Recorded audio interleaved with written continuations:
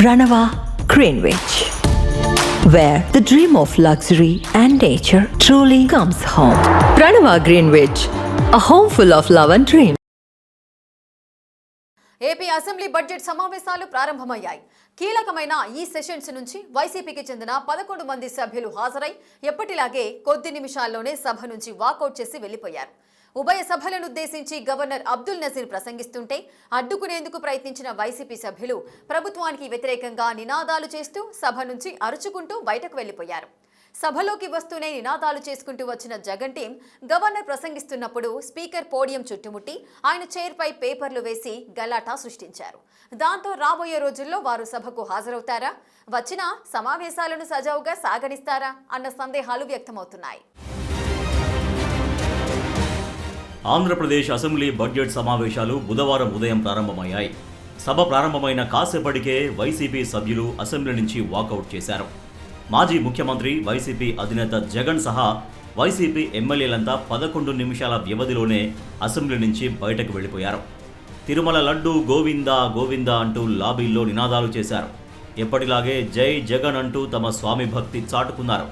సరిగ్గా 10 గంటలకు అసెంబ్లీలోకి వైసీపీ సభ్యులు వెళ్లి కేవలం 11 నిమిషాలే ఉండి నినాదాలు చేస్తూ స్పీకర్ పోడియంను చుట్టుముట్టి సభాపతి చైర్పై పేపర్లు విసిరి బయటకు వచ్చేశారు.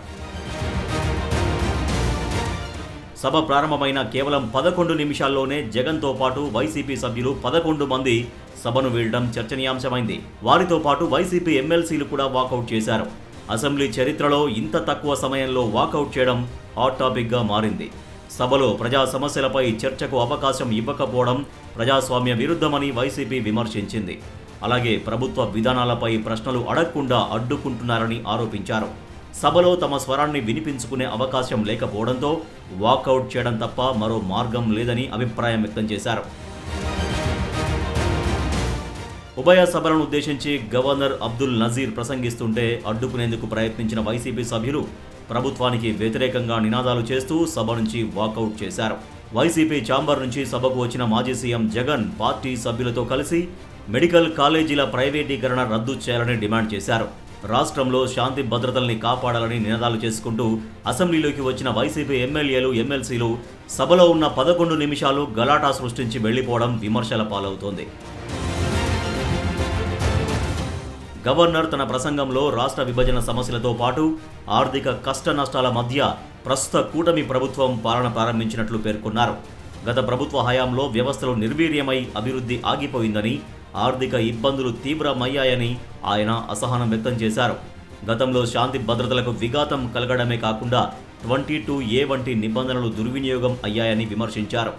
విద్యుత్, సాగునీరు, రహదారుల వంటి కీలక మౌలిక వసతుల రంగాల్లో ప్రగతి కుంటుపడిందని వివరించారు.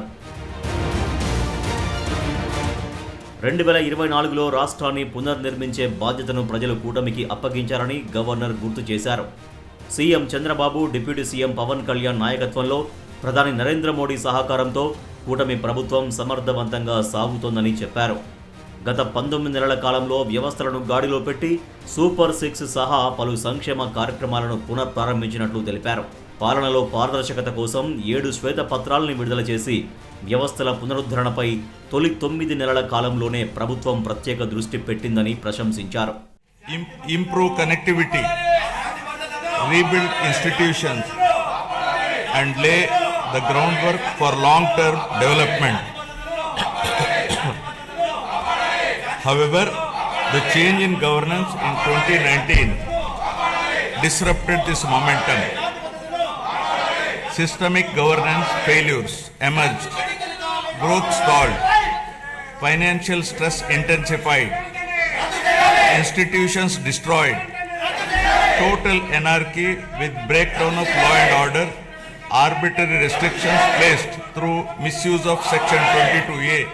గవర్నర్ ప్రసంగం ఆరంభంలోనే వాకౌట్ చేసిన వైసీపీ సభ్యులు ఆయన ప్రసంగం ముగిసిన తర్వాత జరిగిన బీఏసీ సమావేశానికి కూడా డుమ్మా కొట్టారు.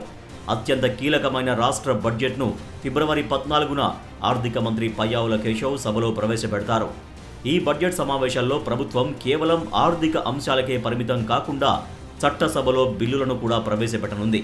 గతంలో తీసుకువచ్చిన 4 ఆర్డినెన్స్ల స్థానంలో కొత్త బిల్లులను ప్రభుత్వం సభ ముందుకు తీసుకువస్తుంది. పరిపాలనలో సంస్కరణలు, ప్రజా ప్రయోజనాల దృష్ట్యా ఈ బిల్లులు కీలకం కానున్నాయి.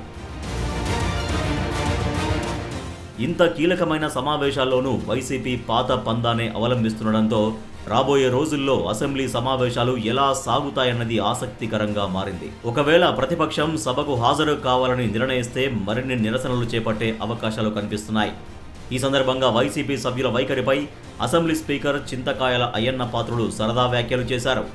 గవర్నర్కు వీడుకోలు పలికి తిరిగి వచ్చే సమయంలో మీడియా ప్రతినిధులతో సభాపతి మాట్లాడుతూ వైసీపీ సభ్యులు 11వ తేదీన 11 మంది ఎమ్మెల్యేలు వచ్చి 11 నిమిషాలు మాత్రమే ఉండి సభ నుంచి వెళ్లిపోయారు. అంతకుమించి ఎక్కువ సమయం లేరంటూ 11ని ఒత్తి పలుకుతూ చమత్కరించారు. సభ్యులు సభా సాంప్రదాయాల్ని పాటిస్తే మంచిది అని స్పీకర్ అయ్యన్న పాత్రుడు సూచించారు.